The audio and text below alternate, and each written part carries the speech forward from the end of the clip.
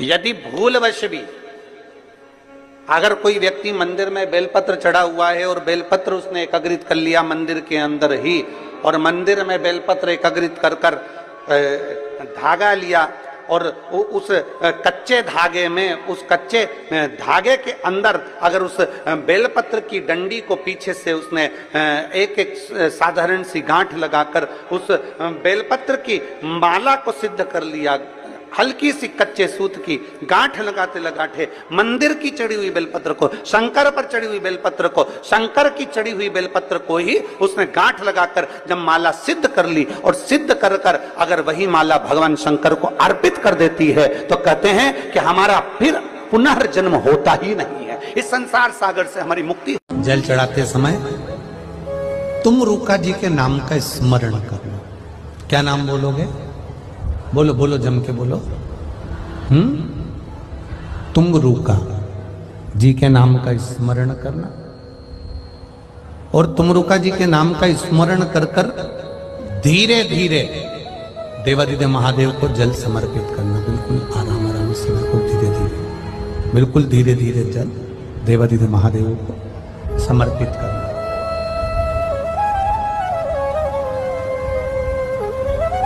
धार चढ़ाते चढ़ाते धीरे धीरे जल की धार देवादिदेव महादेव को चढ़ रही हो, और तुम रूका जी का या तुम रूकेश्वर महादेव का या तुम रूका जी का नाम या तुम रूका जी से अपने हृदय की बात गुरु मानकर, संत मानकर, साधु मानकर, तपस्वी मानकर, साधक मानकर, उपासक मानकर तुम रूका जी को आप जब धीरे धीरे जल की धार चढ़ाएं,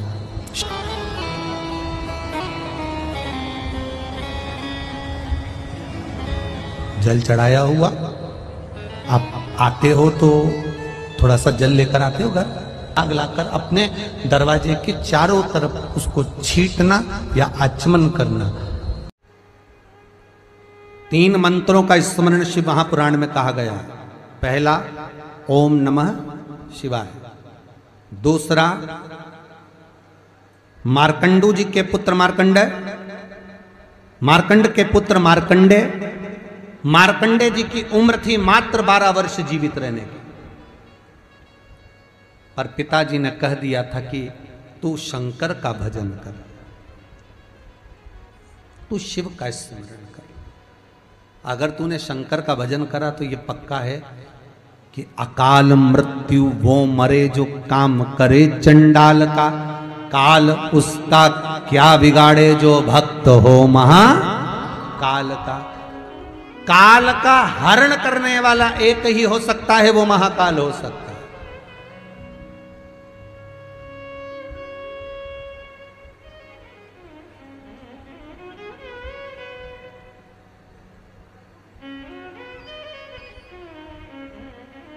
उसके सिवा कोई नहीं। मार्कंडेय जी से कहा तेरी उम्र 12 वर्ष की है, केवल 12 वर्ष।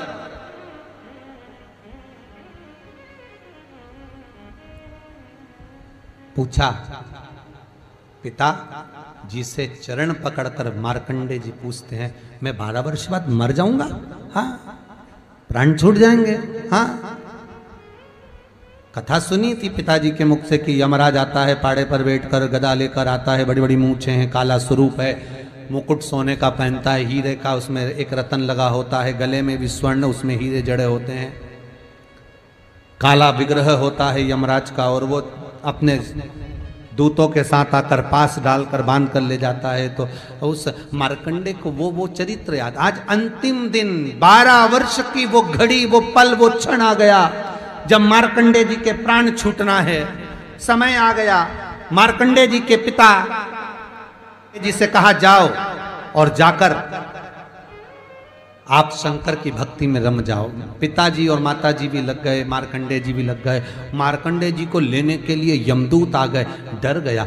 थोड़ी देर बाद यमदूत देखे कि शंकर का अनुमोदन कर रहा है, वापिस चले गए। यमराज आ गया, वही पाड़े पर बैठकर, वही भैंसे पर बैठकर, वही काला स्वरूप। डर लग गया 12 साल के बच्चे को। उसने शंकर का शिवलिंग पकड़ लिया, गले से लगा लिया, शंभो मुझे डर लग रहा है, शंकर मुझे भय लग रहा है। और तब तेज तेज महामृत्युंजय मंत्र को, वैदिक मंत्र को पुकारना प्रारंभ करा।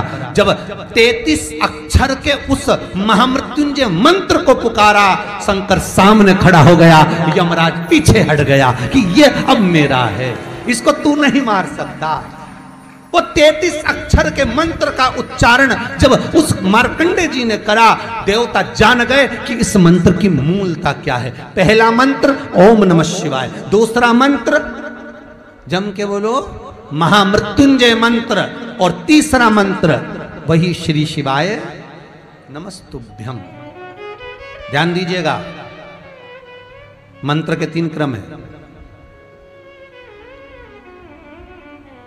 वैदिक, तांत्रिक, शाब्दिक। मंत्र के 3 क्रम है, तीनों मंत्र देख लीजिए, तीनों का क्रम देख लीजिए। महामृत्युंजय मंत्र वैदिक मंत्र, इसको जब ब्राह्मण जपता है, कुसा का आसन बिछाकर, मौन रहकर, घट की जिह्वा से जपता है। अगर याद नहीं रहता तो भी धीमा धीमा बोलता है, तेज नहीं। महामृत्युंजय का जाप, अनुष्ठान, सामने कलश स्थापन कर कर प्रेम से 1100, 11,000, 1.25 लाख अनुष्ठान किया जाता है। ओम नमः शिवाय का जाप चलते फिरते किया जा सकता है। श्री शिवाय नमस्तुभ्यम शाब्दिक मंत्र है। इस मंत्र का प्रयोग के लिए ना आसन की जरूरत है, न तप साधना की जरूरत है। जब जप रहे हो शंकर साक्षी। हाँ, कोई रोग आ गया, कोई बीमारी आ गई, कोई कष्ट आ गया, बहुत भारी आ गया, तो महामृत्युंजय का स्मरण शंकर की साक्षी में होना चाहिए। वो 33 अक्षर का महामृत्युंजय मंत्र, वैदिक मंत्र, शिव की साक्षी में। पर दुनिया के लोग आज वो चिल्ला चिल्ला के उस मंत्र का स्मरण करते हैं, वो श्रेष्ठ नहीं है। नहा रहे हो, शौचादि कर्म में जा रहे हो और वो डब्बा लगा दिया,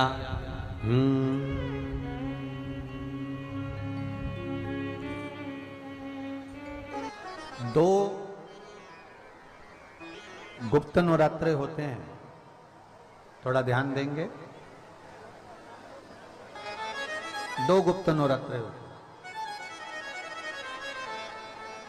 एक गुप्त नवरात्रा यही माघ के महीने में आता है। श्रृंगी ऋषि ने इस गुप्त नवरात्रे का बड़ा वर्णन किया। श्रृंगी बाबा ने इस गुप्त नवरात्रे के बारे में बहुत कुछ बताया, बहुत कुछ। श्रृंगी बाबा गुप्त नवरात्रे के लिए कहते हैं कि अगर इस गुप्त नवरात्रे के अंतर्गत 9 लाल फूल,